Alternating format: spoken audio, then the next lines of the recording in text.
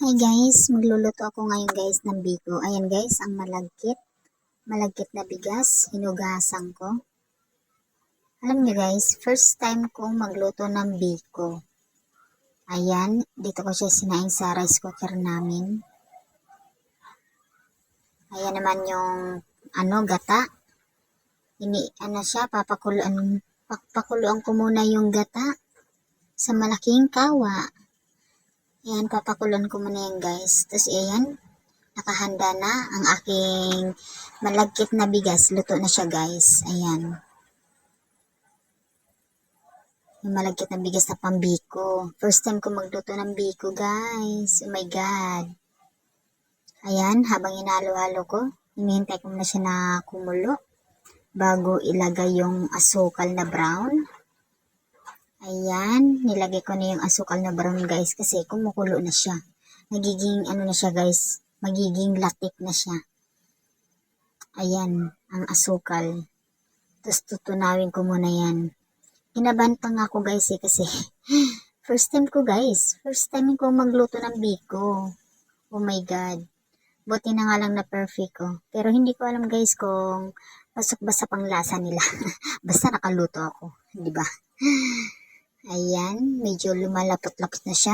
Hindi pa yan masyadong tunaw yung asukal niya. Ayan na guys, di ba nakita nyo? Malatik na, may latik na siya. Ayan, nahalo ko siya ng mabuti para matunaw yung asukal.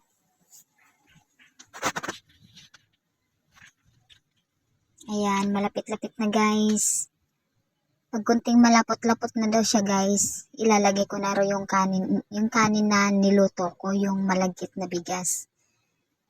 Ayan, papalaputin ko muna raw. Sinabi lang rin mo yan sa akin guys. Tinandan ko lang at ayan, ginawa ko. Ayan, medyo malapot-lapot na yan. Ayan, ilalagay ko na guys ang yung sinaing ko kanina na mali-mali.